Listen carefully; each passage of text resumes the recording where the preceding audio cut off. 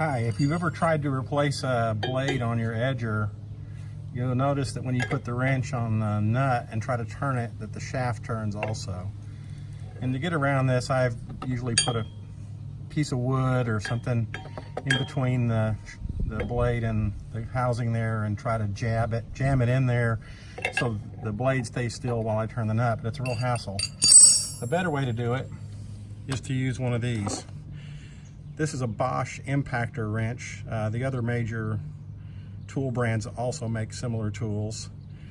But the key here is to have a socket the right size as your nut. And then this little piece right here is a quick connect with a 1/2 inch socket fitting on it that fits in there. So the quick connect fits in your impact driver, and then your socket fits in there.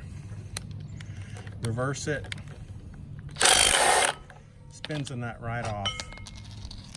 So you can take the blade off, put the new blade on, thread the nut by hand.